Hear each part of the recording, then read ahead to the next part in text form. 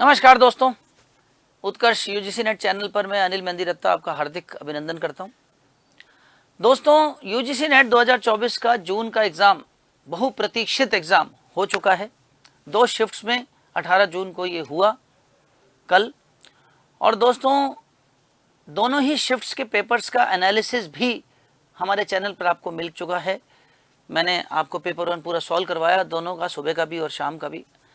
आशा करता हूं आप सभी का एग्ज़ाम बहुत अच्छा हुआ होगा। और दोस्तों, अब बात करते हैं कट ऑफ की।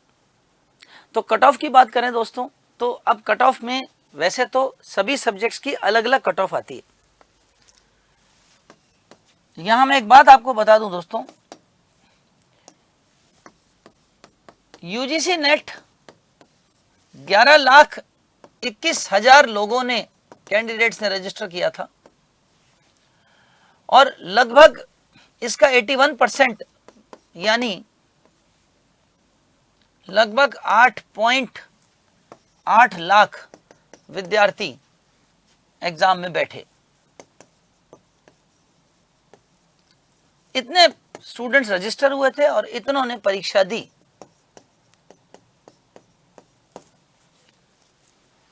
और यूजीसी नेट में इस 8.8 लाख विद्यार्थियों के में से जिन विद्यार्थियों के पेपर 1 प्लस पेपर 2 के मिलाकर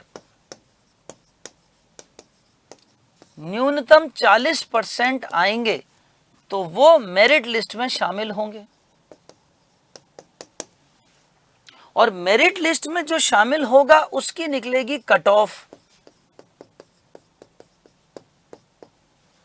और वो कट ऑफ का सिस्टम क्या है? वो सिस्टम है कि टॉप 6% के जो विद्यार्थी होंगे, टॉप 6% के जो बच्चे होंगे, उनको दिया जाएगा यूजीसी नेट की डिग्री यानी असिस्टेंट प्रोफेसर की उपाधि। और टॉप 0.3 से 1% सब्जेक्ट के ऊपर डिपेंडेंट है। 0.3 से 1% को मिलेगा जेआरएफ की उपाधि। और इस बार एक तीसरी कैटेगरी और जोड़ दी, पीएचडी। तो पीएचडी के लिए दोस्तों, आपका जो नेट का क्वालिफिकेशन हुआ है, यानी आप टॉप 6% में अगर नहीं भी आ रहे तो भी आपका जो नेट की मार्क्स हैं, जो परसेंटाइल आएगा, वो जब आप पीएचडी के लिए किसी यूनिवर्सिटी में एनरोल करेंगे तो उस यूनिवर्सिटी में आपके नेट के मार्क्स के 70% और उस यूनिवर्सिटी के इंटरव्यू के 30%, इसको मिलाकर के एग्रीगेट आपको पीएचडी में एडमिशन के लिए एलिजिबल माना जाएगा। तो ये 3 चीजें आपके सामने शामिल हो चुकी। तो 3 कैटेगरी बन गई। पहली कैटेगरी जिसमें हमने कहा कि टॉप 0.3 से 1% के बीच के जो लोग हैं उनको जेआरएफ मिल जाएगा।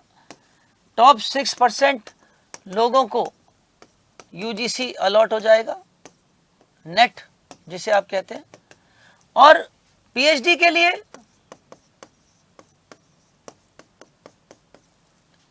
आपकी मार्क्स, इसके मार्क्स के, नेट के मार्क्स के 70%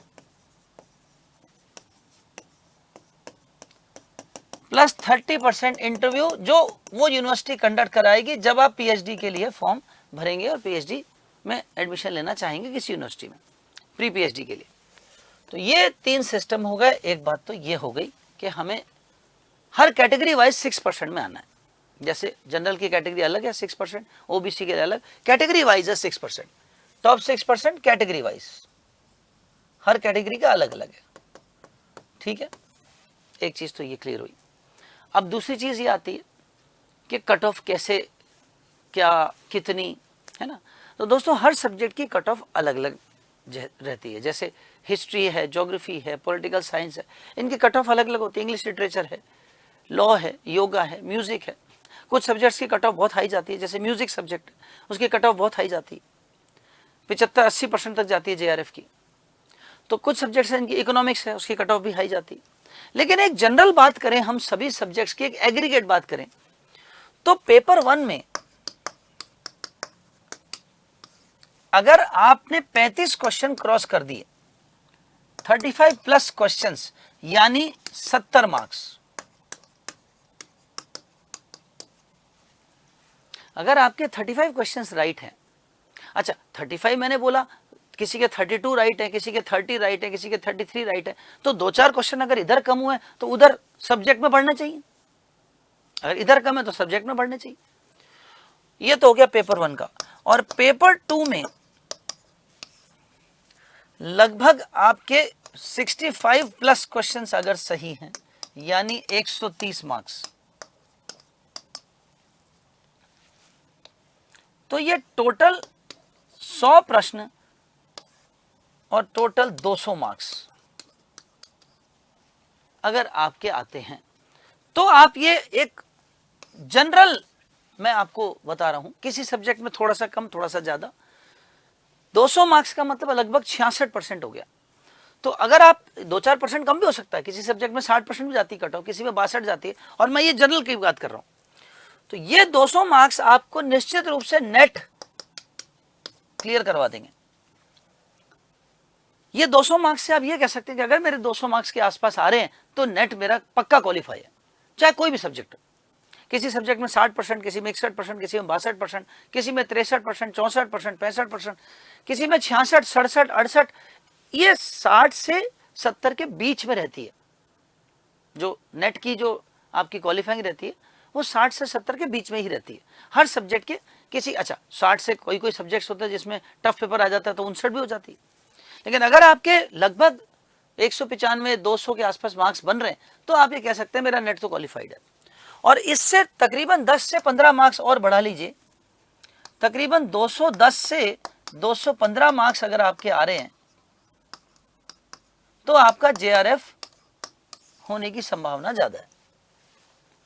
नेट में और जेआरएफ में लगभग 6 से 7% का वेरिएशन रहता है, 5 से 7%, यानी 5 से 7% का मतलब हो गया लगभग 10 से 15 मार्क्स का वेरिएशन रहता है।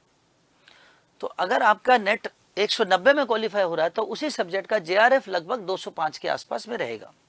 10 से 15 मार्क्स का फर्क रहता है जेआरएफ में। तो दोस्तों पेपर 1 आपको इसमें बहुत महत्वपूर्ण भूमिका निभाता है, क्योंकि पेपर 2 जो होता है वो सब्जेक्ट का होता है, और हर सब्जेक्ट के जो बच्चे होते हैं उनमें, जैसे मान लीजिए आप हिस्ट्री के सब्जेक्ट के हैं तो हिस्ट्री सब्जेक्ट के ज़्यादातर बच्चों का सब्जेक्ट जो होता है वो स्ट्रांग होता है, और पेपर 1 जो है वो कई बच्चों का कमज़ोर होता है। कई बच्चे लापरवाही करके पेपर 1 की कोचिंग ही नहीं लेते, सोचते खुद ही पढ़ लेंगे, उसके चक्कर में 20-25 क्वेश्चन पर जाके अटक जाते हैं, या 30 तक थोड़ी सी मेहनत कर ली तो किताब पढ़ ली कोई तो 30 क्वेश्चन तक भी जाके अटक जाते हैं, 30 से ऊपर जा नहीं पाते, कई लोग तो 30 तक भी नहीं पहुंच पाते। लेकिन आप अगर कोचिंग लेते हैं, प्रॉपर स्ट्रक्चर्ड स्टडी करते हैं, तो आप आराम से पेपर फर्स्ट में 40 क्वेश्चंस क्लियर कर पाते हैं, और वो आपको आपकी कट ऑफ में बहुत मदद करता है। और उत्कर्ष इस युद्ध में आपके साथ रहा है हमेशा और रहेगा। दोस्तों उत्कर्ष का हमारा 25 तारीख को नए बैचेस आरंभ हो रहे हैं, और उत्कर्ष की यूजीसी नेट की समर सेल भी चल रही है, जिसमें 90% तक की छूट और 13% की अतिरिक्त छूट है, जो यूसी 13 कोड डालने से आपको मिल सकती है।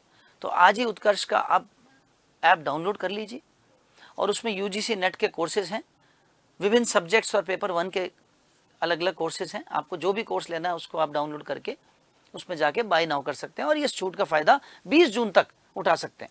याद रखिएगा ये छूट केवल 20 जून तक है। और दोस्तों नए बैचेस दिसंबर के सेशन के लिए आरंभ हो रहे हैं, और तुरंत एनरोल कीजिए और पहले दिन से अपनी पढ़ाई चालू कीजिए, ताकि पेपर 1 में 40 से ऊपर क्वेश्चन और सब्जेक्ट में कम से कम 70% आपके आ सके, ताकि जेआरएफ सुनिश्चित हो सके। तो आप सभी को उत्कर्ष की पूरी टीम की तरफ से शुभकामनाएं।